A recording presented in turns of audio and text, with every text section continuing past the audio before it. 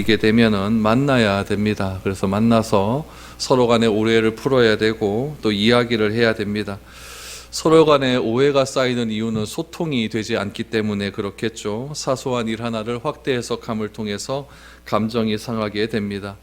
중요한 것은 우리가 말을 하지 않고 있으면은 그 사람과의 관계는 영원히 해결이 될 수 없다는 이야기입니다. 오늘 예수님과 유대인과의 만남이 그러했습니다. 만나서 풀어야 되는데, 만나서 어떤 이야기를 해야 되는데 도무지 만나서 이야기를 해도 그 결과가 나오지 않습니다. 왜냐하면은 예수님과 유대인들 사이에는 단순한 의견 차이가 생긴 것이 아니기 때문에 그렇습니다. 근본적인 생각이 다르고 근본적인 그 출발점이 다르기 때문에 어떤 사물을 바라보고 어떤 사물에 대한 해석하는 출발점이 다르기 때문에 도무지 그 두 부류 가운데는 해결할 기미가 보이지 않았습니다. 유대인들도 하나님을 믿는 사람 아닙니까? 그렇기 때문에 유대인들도 율법을 너무나 귀하게 여기는 그런 사람들입니다. 그리고 유대인들은 그리스도를 기다렸습니다. 메시아를 기다렸습니다. 그래서 다윗 왕조 때 찬란했던 그 찬란한 영광들이 다시 자기의 시기 때에 찬란하게 빛나기를 원하는 그런 마음으로 메시아를 기다렸습니다. 그럼에도 불구하고 그리스도이신 예수님, 메시아이신 예수님이 오셨지만 유대인들은 그 예수님을 그리스도로 받아들이지 않고 메시아로 받아들이지 않았습니다. 오히려 배척을 했습니다. 이것은 분명한 생각의 차이고 근본적인 출발점의 차이고 바라보는 관점의 차이이기 때문에 그렇다는 이야기입니다. 오늘 그 관점의 차이가 어떤 또 예수님과 유대인 사이에 큰 사이를 벌리게 되는지를 오늘 보게 됩니다. 우리 요한복음 5장 말씀은 우리 베데스다 연못가에 38년 된 병자를 고친 사건으로 시작되지 않았습니까? 그런데 이 사건을 보는 시각, 다시 말하면 38년 된 병자를 바라보는 시각이 예수님이 달랐고 유대인들이 달랐다는 이야기입니다. 38년 된 병자를 바라보는 시각이 다르다 보니까 점점 예수님과 유대인들 사이에 그 간격은 점점 멀어져 갈 수밖에 없다는 이야기입니다. 예수님께서 38년 된 병자들에게 뭐라고 명령하셨냐면은 자리를 들고 일어나라라고 말씀을 하셨습니다. 그에게 이렇게 명령하신 이유는 무엇이냐면 이제 병에서 해방되었기 때문에 그렇다는 거죠. 그래서 자리를 들고 일어나라라고 이야기를 했습니다. 병에 사로잡혀 있지 않기 때문에 이제는 아무런 삶의 의미도 없고 먹고 살기 위해서 그 자리를 지키는 것은 아무런 의미가 없다는 이야기죠. 그러니까 그 자리에서 이제 일어나라는 겁니다. 일어나서 네 갈 길로 가라라고 예수님은 명령을 하셨습니다. 그런데 문제는 무엇이냐면은 예수님께서 이렇게 38년 된 병자에게 명령하신 그때가 오늘 9절 말씀에 보니까 안식일이었다라는 데 문제가 있습니다. 우리 9절 10절 말씀을 한번 보시기 바랍니다. 그 사람이 곧 나아서 자리를 들고 걸어가니라. 이날은 안식일이니 유대인들이 병 나은 사람에게 이르되 안식일인데 내가 자리를 들고 가는 것이 옳지 아니하니라 라고 말합니다. 여러분, 병자를 자리에 눕힌 채 운반하는 것은 안식일에 괜찮습니다. 그러니까 우리가 들것에 사람을 싣고 안식일에 운반하는 것은 괜찮아요. 그런데 빈 들것만 들고 가는 것, 그것은 안식일의 규례에 어긋납니다. 이거 참 희한하지 않습니까? 사람을 싣고 가는 건 그것은 괜찮고 빈 들것만 들고 가면은 그건 안 된다는 이야기죠. 이것이 무엇이냐면은 유대인들의 전통이고 유대인들의 규례였다는 이야기죠. 원래 안식일에 물건을 들고 다니지 말아야 될 것, 말아라라고 명령한 것의 시초는 언제였냐면 느헤미야 시대입니다.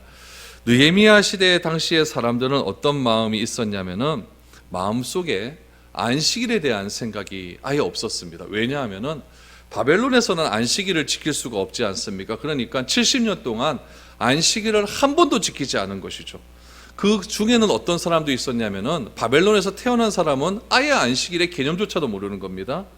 이스라엘에 있다가 바벨론에게 끌려와서 왔던 사람들은 이스라엘에 있을 때는 안식일을 지켰는데 바벨론에 끌려와다 보니까 안식일을 못 지키는 거예요. 못 지키다 보니까 그 마음 가운데 옛날에는 안식일을 지켰는데 지금은 안식일을 못 지키니까 처음에는 이런 거예요.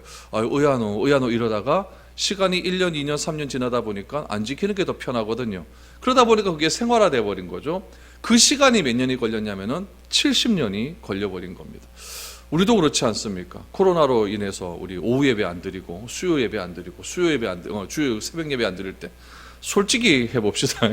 편했죠, 그렇죠? 저도 편합니다. 그런데 또 다시 하자 그러니까 이거 힘든 거예요. 다시 예배 분위기 잡으려고 하니까 쉽지 않은 거예요. 쉽지 않은 거예요. 그 당시 사람들도 우리 한 3개월, 2개월 정도 그렇다고 해서 우리 몸이 다 이렇게 퍼져버리는데 70년을 그래 보니까 얼마나 그렇습니까? 70년이 지난 다음에 다시 예루살렘으로 돌아왔어요. 돌아오니까 이제 안식일 지켜야 될 것 아닙니까? 안식일 지켜야 되는데 이제 돌아와서 안식일 지키려고 그러니까 안식일에는 개념이 하나도 없는 거죠. 안식일에도 들어와서 성전 안에서 장사를 하기 시작하는 겁니다. 그래서 느헤미야가 말하는 거죠. 안식일 날은 이제는 장사하지 말아라 라고 이야기를 하는 겁니다. 그래서 물건도 들고 다니지 못하게 그렇게 해버렸습니다. 그게 언제였냐면 느헤미야 시대 때 그랬다라는 이야기죠. 그래서 안식일에 무엇을 들고 다니거나 안식일에 일을 하는 사람들은 처절하게 처벌을 했습니다.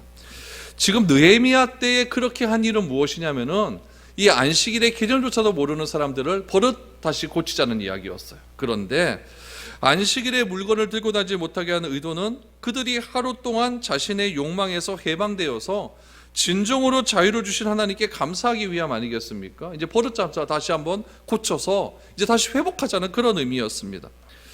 사람들이요, 무엇인가를 한번 하기 시작하면 거기에 완전히 빠져버리는 그런 경향이 있습니다. 더군다나 우리가 좀 풀어지기 시작하면 계속 풀어진다는 이야기죠. 이걸 가리켜서 요즘 무엇이라고 하면 중독이라고 이야기를 합니다. 그래서 돈 버는 것을 생각하면 안식일에도 돈을 많이 벌어서 그렇게 우리가 좀 더 여유 있게 생활을 해야지, 그렇지 않으면 견딜지를 못한다는 거죠. 하나님께서 그런 죄된 인간의 욕망을 너무나 잘 알기 때문에 그런 중독에서, 돈 중독에서 해방시키기 위해서 안식일을 주셨고, 그 안식일에 내가 일을 하지 않아도 하나님께서 주신 그 은혜로 내가 살 수 있다는 것에 감사를 하는 것이고, 6일 동안은 열심히 일하고 하루는 쉼을 통해서 창조의 질서가 회복되는 것이 하나님의 안식일을 주신 의미였다는 이야기죠. 그런데 유대인들은 이런 하나님의 의도를 전혀 알지 못한다는 거죠. 그래서 이 안식일에 내가 돈 버는 것에 더욱더 집중을 했다는 이야기예요. 그래서 느헤미야 시대 때 안식일에 일하지 못하게 만들어버렸고 안식일에 무엇인가를 들고 다니지 못하게 했다라는 이야기입니다. 그런 것들이 본래 의도와는 상관없이 자꾸 이상하게 변질이 되어가는 거죠. 변질이 되어가면서 이 예수님 당시에는 이 안식일에는 아예 손가락도 하나 까딱 못하게 하고 걸어다니는 것도 거리의 규정을 딱 두어버려서 굉장히 본질과는 다른 의도로 안식일이 그렇게 진행되어져 갔다라는 이야기입니다. 더군다나 이것이 사도행전을 지나서 이제 유대인들이 자꾸 퍼져나가서 예루살렘에만 사는 것이 아니라 다른 세계 방방곳곳에 다 퍼져서 살지 않습니까?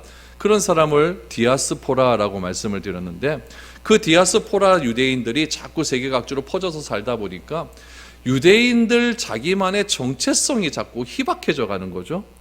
이스라엘 안에서 살 때는 어떠했냐면 유대인들끼리 사니까 그런 것들이 똘똘 뭉쳐서 무엇인가 유대인다운 삶을 살게 되는데, 떨어져서 살다 보니까 그런 것들이 희박해져 가는 거예요. 요즘도 예루살렘에 가운데 유대인들 집단구역이 있습니다. 그 집단구역에 들어가 보면 어떠하냐면 철저하게 이 율법 중심으로 살아가요. 거기 가면 다 아이들 막 양복 입고 다니고 구렛나루 이렇게 길게 다니고 한여름에도 양복을 그렇게 두껍게 입고 다녀서 냄새 펄펄 나게 다니고 그런 식의 삶을 살아간다는 이야기죠. 그래서 이런 디아스포라 같은 유대인들이 유대인들만의 정통성을 회복하기 위해서는 어떻게 해야 되는가, 그것을 고민하기 시작하다가 사람들이 생각하는 것이 무엇이냐면 안식일이라는 거예요. 그래서 이 안식일에 다 지키라는 이야기죠. 어디서 지켜야 되느냐? 너희들이 있는 세계 곳곳에서 다 안식일을 지켜야 된다는 거예요. 근데 문제가 무엇이냐면은 이들이 안식일을 지키라고 하는 것은 하나님의 의도와는 전혀 상관없이 지키라는 거예요. 어떤 식으로 지키냐면은 우리 유대인들의 정체성을 지키기 위해서, 다시 말하면 유대주의를 더욱더 끝까지 지키기 위해서 안식일을 지켜야 된다라고 말을 하기 시작을 하는 겁니다. 그러니까 유대인들이 하나 되기 위한 수단으로 안식일을 지켜야 된다는 거예요. 그래서 혹시나 미국이나 저기 프랑스나 영국 같은 데서 금요일 저녁부터 토요일 저녁까지 일을 안 하는 사람이 있다. 그럼 이 사람을 누구로 봐요? 유대인으로 본다는 이야기죠. 그래서 하나님이 원래 의도한 것은 6일은 쉬고 6일은 일하고 하루는 쉰다. 그래서 그것이 창조의 질서로서 그렇게 하나님께 감사하는 삶을 살아야 된다는 의미로서 안식일을 지켜야 되는데, 얘네들이 점점 이상해져 가서 우리 유대인으로서 하나가 되는 유대주의를 더욱더 똘똘 뭉치기 위한 수단으로서 안식일을 지키자라고 하는 그런 운동이 벌어지기 시작했다는 거예요. 그러니까 점점 안식일의 개념이 성경의 말씀과 율법의 말씀과는 다른 방향으로 걸어가게 되었다라는 이야기입니다. 그래서 유대인들은 이런 이념을, 이런 안식이라고 하는 개념을 어떤 이념화 시켜버린 거죠. 어떤 이데올로기화 시켜버린 거예요. 그래서 안식일을 지켜야만 이것은 유대인이다, 이런 식으로 하나 되기 위한 수단으로 그렇게 해버렸다는 이야기죠. 그러나 하나님의 의도는 그것이 아니었다는 거예요.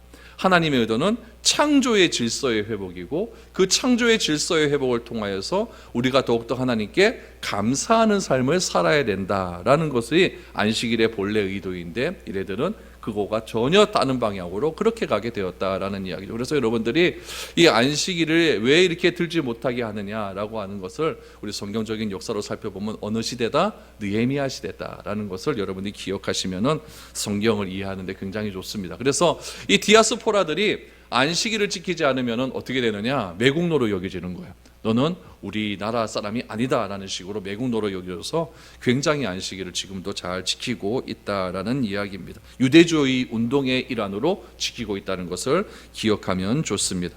오늘 이 9절과 10절 말씀해 보니까 이날은 안식일이라고 말씀하시면서 유대인들이 병 나은 사람한테 이제 38년 된 병자 이제 나았지 않습니까? 나은 사람이 물어보는 거죠. 네가 왜 안식일인데 자리를 들고 가라 그랬으니까, 자리에는, 그 돗자리에는 무엇인가가 안 들려 있었죠. 그렇죠? 무엇인가 들려 있으면 괜찮은데 안 들려 있으니까 이거는 안식일의 전통에 어긋난 거죠. 그래서 10절에 보니까 안식일인데 내가 자리를 들고 가는 것이 옳지 아니하다라고 이렇게 이야기를 합니다. 그랬더니 이 38년 된 병자, 이 병나은 병자가 뭐라고 이야기하느냐? 11절에서 13절 말씀을 보십시오. 대답하되 나를 낫게 한 그가 자리를 들고 걸어가라 하더라 하니, 그들이 묻되 너에게 자리를 들고 걸어가라 한 사람이 누구냐 하되 고침을 받은 사람은 그가 누구인지 알지 못하니, 이는 거기 많은 사람이 많으므로 예수께서 이미 피하셨음이라 라고 말합니다.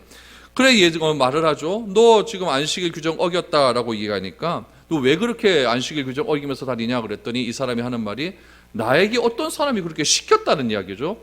그 시킨 사람의 말대로 했더니 내가 병이 나았다라는 이야기입니다. 그러면은 그 묻는 거죠. 그럼 그 사람이 누구냐 그랬더니 이 38년 된 병자가 충격적인 이야기를 합니다. 나도 모른다. 이게 나도 모른다. 나도 모른다. 정말 희한하지 않습니까? 나도 모른다라고 해요.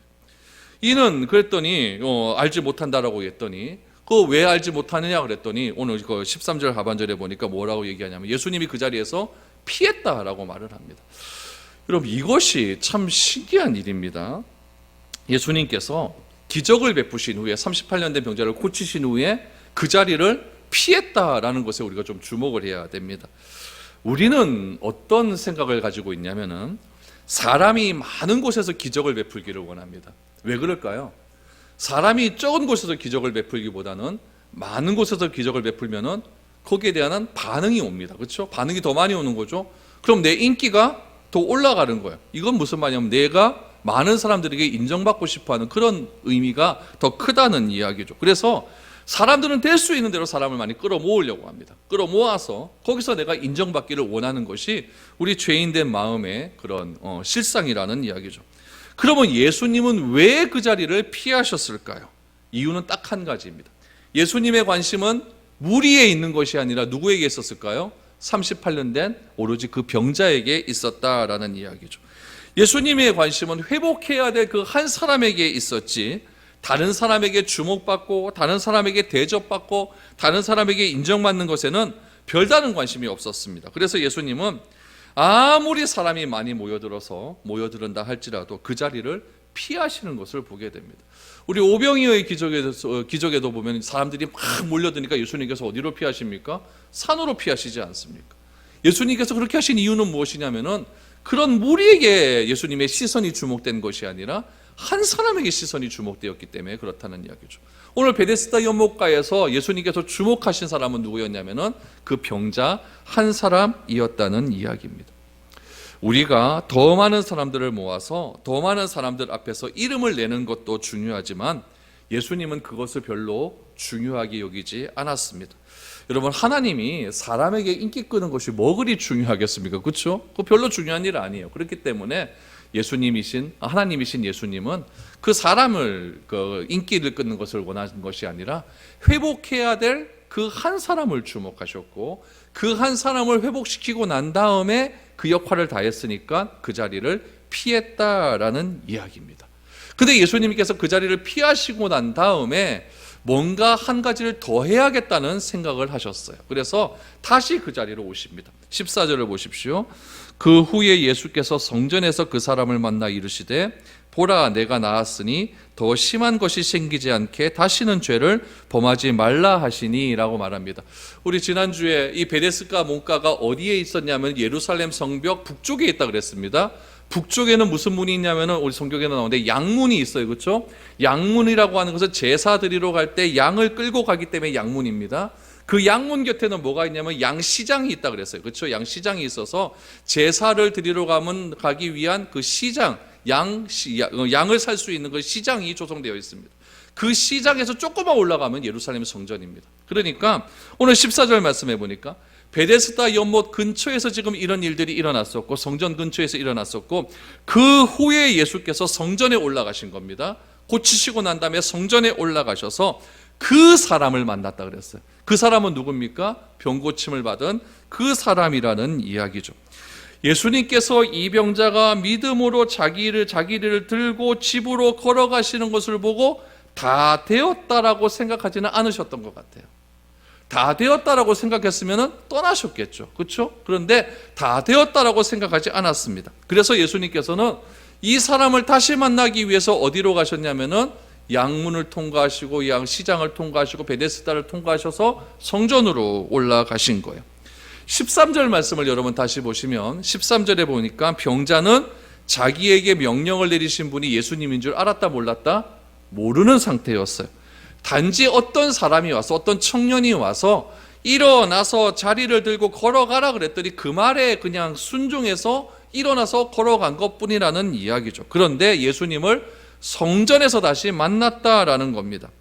그때 예수님은 그 사람을 향해서 더 심한 것이 생기지 않도록 다시는 죄를 범하지 말 것을 말씀합니다. 여러분 보세요. 그는 죄 사함에 지금 선언을 받았습니다. 이제 그에게 필요한 것은 죄에서 떠나는 거예요. 죄 사함의 선언을 받았다는 것은 뭐냐면 우리가 구원을 받았다는 거예요. 우리가 구원을 받는 그 순간 우리는 죄 사함의 선언을 받습니다. 너는 더 이상 죄인이 아니라 의인이라고 내가 인정해 줄게. 이것을 우리가 칭의라고 하지 않았습니까? 칭의의 선언을 받은 거예요. 그렇다면은 칭의의 선언을 받은 우리가 해야 할 일이 무엇입니까? 성화의 길을 가야 되잖아요. 더 이상 죄의 길에 빠지지 않고 하나님의 말씀대로 살아가는 성화의 길을 가야 된다는 이야기예요. 오늘 이 38년 된 병사를 보십시오. 예수님을 알았습니까? 몰랐어요. 모르는 그 사람을 예수님께서 찾아가신 겁니다. 찾아가셔서 그에게 은혜를 베푸신 거예요. 무조건적인 은혜를 베푸신 거예요. 이 사람이 한 게 뭐 있습니까? 아무것도 없었어요. 헛소문에 가짜뉴스에 휘말려서 누군가 베데스다 면목가에 천사가 내려오면은 물동이 뚫고 막 노을 올려갈 때 그때 제일 먼저 뛰어가고 싶은데 그렇게 하지 못하는 상황이 되어버리니까 네가 병 낫기를 원하냐고 그랬을 때 이 병자가 한 말이 무엇입니까? 나도 병 낫기를 원하지만은 내 상황이 지금 38년 동안 여기에 누워 있습니다. 내가 먼저 뛰어 들어가려고 하면은 누가 나보다 먼저 뛰어 들어가는 사람이 있습니다. 나도 움직이지도 못하는데 나를 이렇게 먼저 목가로 뛰어들게 해주는 사람도 하나 없습니다. 자기 책임은 하나도 없는 겁니다. 다 남 탓합니다. 환경 때문에 나는 이렇게 누워 있습니다 라고 이렇게 절망 가운데 있는 사람이었어요. 그런 사람을 예수님이 찾아가신 겁니다. 찾아가셔서 자리를 들고 일어나 떠나라 라고 말씀을 해주신 겁니다. 그랬더니 이 병자가 일어나서 걸어가게 되었다는 거예요. 그분이 누군지도 모릅니다. 그런 사람에게 예수님께서는 말씀하시는 거죠. 병이 낫는 것이 전부는 아니라는 이야기예요. 병이 낫는 것이 전부가 아니라 참으로 죄에서 떠나지 않는다고 한다면 더 안 좋은 일이 그에게 있을 수도 있다라는 말씀을 하십니다. 14절을 다시 보십시오. 그 후에 예수께서 성전에서 그 사람을 만나 이르되 보라 내가 나았으니 더 심한 것이 생기지 않게 다시는 죄를 범하지 말라. 성화의 삶을 살아라 라고 말씀을 해 주신 것입니다. 죄에서 떠나라 라고 말씀한 거죠. 여러분 이건 우리도 똑같습니다. 예수님께서 지금까지 살아온 나의 인생 다 알고 있지 않습니까? 지금 이 순간까지 살아온 나의 삶의 모습은 여러분 부모의 책임도 아니에요. 학교를 내가 잘못 들어갔기 때문에 내가 지금 이 모양으로 산다 이것도 아니에요. 나에게 주어진 환경 때문에 내가 이 사람 이렇게 산다 이것도 아니에요. 그 모든 것이 나의 모습입니다. 내가 이렇게 살아가는 것은 내 자신이다 라는 것을 인정을 하며 살아가야 돼요. 그러면은 하나님의 크신 사랑과 용서함을 체험할 수 있다는 이야기예요.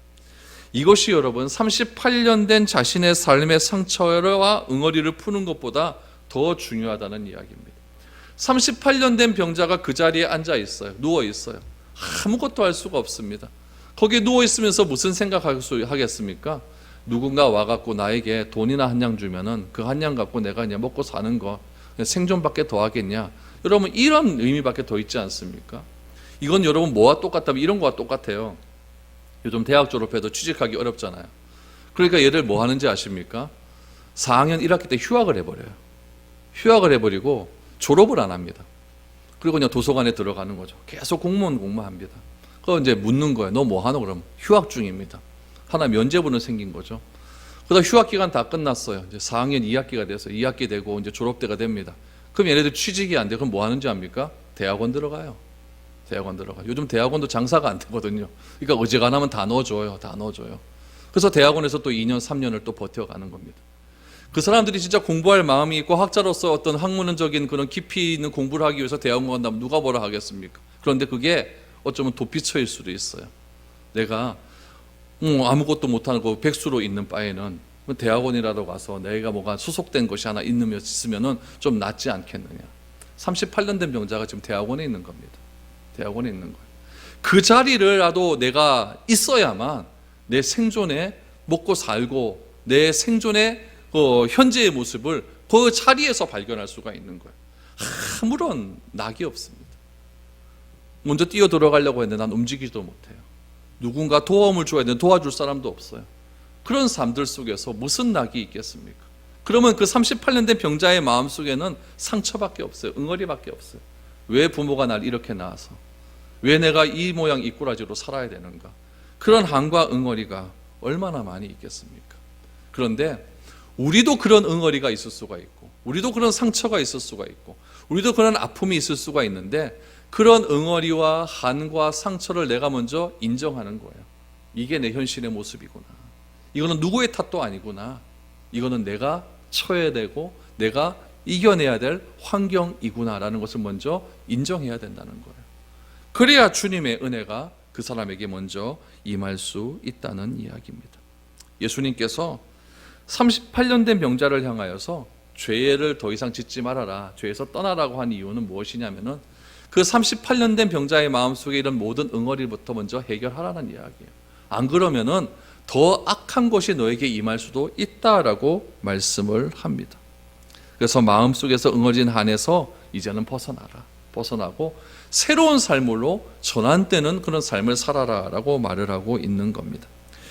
그러자 38년 된 병자가 예수님으로부터 죄에서 떠나라고 하는 말씀을 듣고 무엇이라고 말을 하냐면은 15절 16절 보니까 그 사람이 유대인들에 가서 자기를 고치신 이는 예수라 하니라. 그러므로 안식일에 이러한 일을 행하신다 하여 유대인들이 예수를 박해하게 된지라 라고 말합니다. 이 사람이 예수님의 말씀을 잘 이해를 못한 것 같아요. 죄에서 떠나라 그랬으면 알겠습니다. 나를 고치신 분이 예수님이군요. 이렇게 이야기하면 되는데 예수님에 대한 정확한 이해가 없었던 것 같아요. 그래서 이 사람이 유대인들에게 가서 유대인들이 물어봤지 않습니까? 그 유대인들을 찾아가서 나를 고치신 분은 예수님이다 라고 이야기를 한 거죠.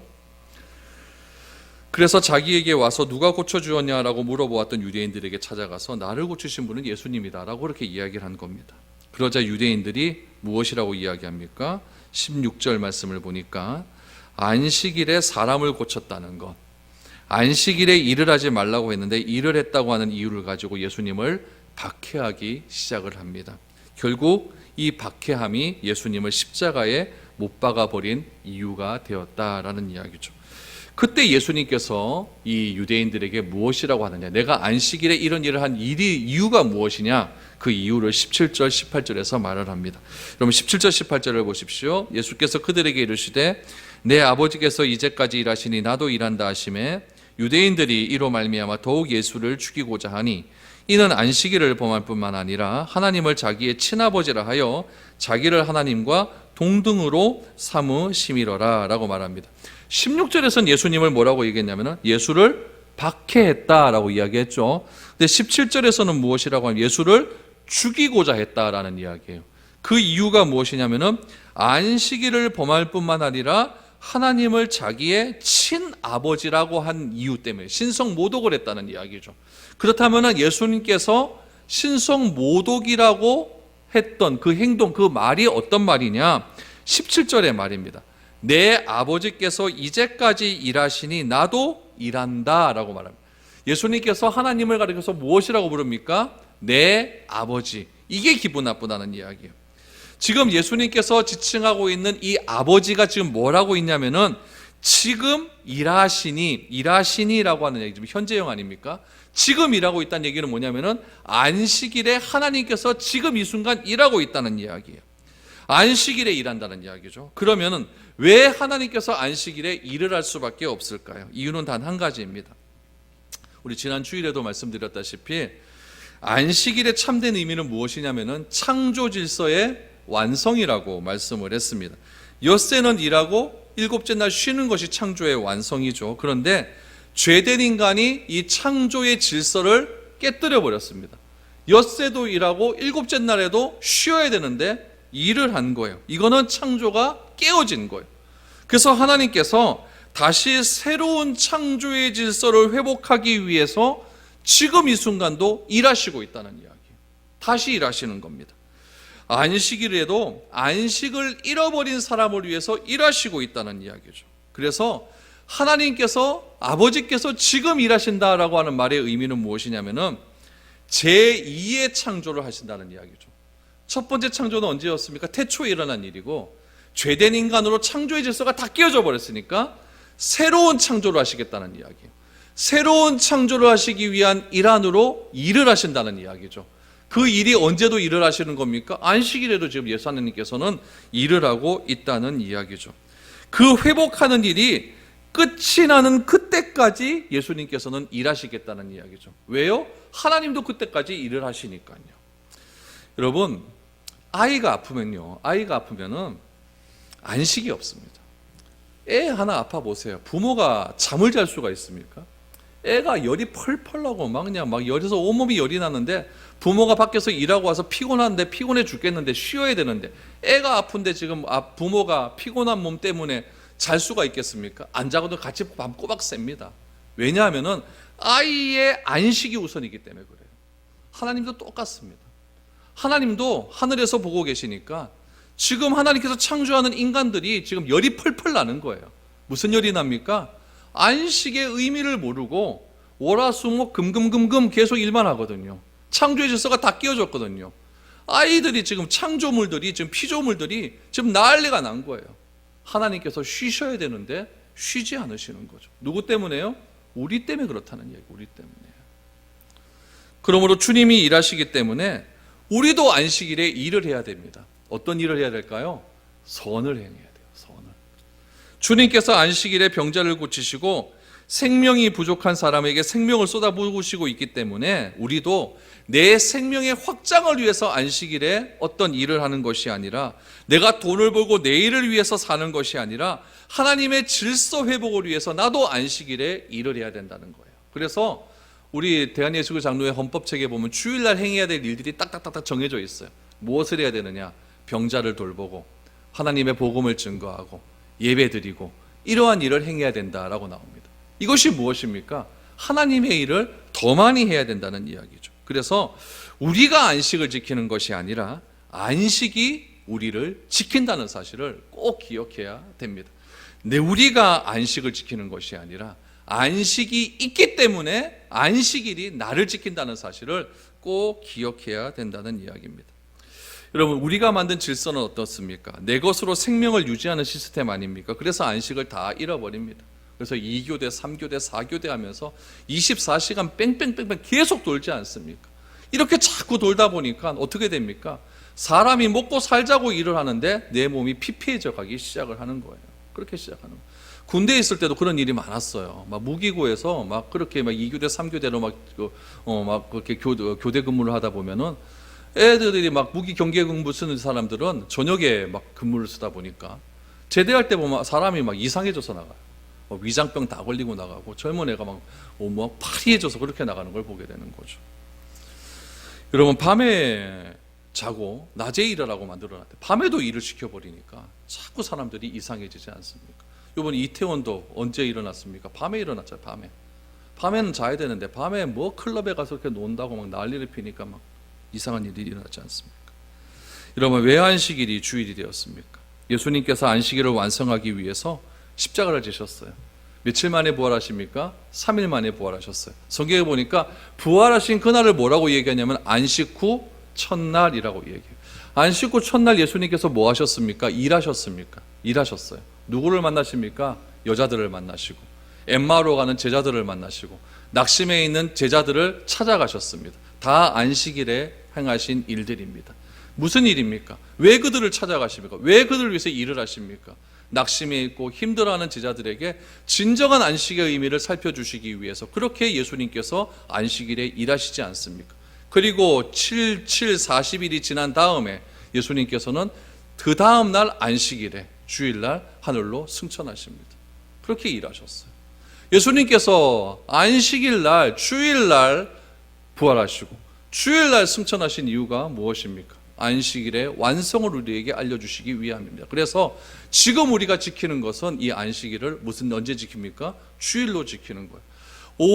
요즘 5일 일하잖아요. 그렇죠? 그러니까 얼마나 좋아요. 월, 화, 수, 목, 금까지는 열심히 일하시고 토요일날 가족들과 잘 보내시고 주일날은 교회에 와서 하나님 주신 안식을 풍분히 취하면서 하나님 주신 귀한 선을 행하며 살아가는 것, 아주 아름다운 일이라고 생각이 됩니다. 여러분, 갈릴리 호수에 끊임없이 물이 빠져나갑니다. 혈몬산에서 내려온 물이요, 갈릴리 호수에 모였다가 그 호수에 모인 물이 밑으로 남쪽으로 빠져나갑니다. 요단강으로 빠져나가요. 여러분, 갈릴리 호수가 이렇게 빠져나가는 물이 없다고 한다면 썩은 물이 될 거 말이었어. 사이처럼 그런 썩은 물이 될 수밖에 없을 거예요. 그러나 갈릴리 호수에 있는 물이 자꾸 빠져나가니까 헐몬산에서 내려오는 생소한 생명의 그 물이 자꾸 갈릴리 호수에 차고 넘쳐서 갈릴리 바다라는 그런 거대한 호수를 이루게 되는 거예요. 여러분, 우리들도 마찬가지입니다. 안식일은 뭐 하는 날이냐? 베푸는 날이에요. 섬기는 날이에요. 그래서 우리로 하여금 주일날 교회에 나오고 우리로 하여금 이웃을 향하여서 주일날 더 많은 것들을 베풀고 더 많은 것들을 섬기며 나아갈 때에 하나님이 주신 귀한 헐몬산과 같은 헐몬산에 내려오는 그런 기름과 같은 은혜가 우리 가운데 철철 넘치게 되어서 그런 은혜로 말미암아 우리 가운데 진정한 안식의 참된 의미를 회복할 수가 있게 된다는 이야기입니다. 여러분, 이 주일의 의미를 다시 한번 기억하시고 안식의 참된 의미와 기쁨을 누릴 수 있는 복된 우리의 주일이 되었으면 좋겠습니다. 그래서 주님께서 말씀하신 이 귀한 안식의 의미를 잘 깨달아서 우리 하나님 주신 귀한 안식을 날마다 누리며 살아갈 수 있는 저와 여러분들이 되었으면 좋겠습니다. 우리 주만 바라볼지라 한번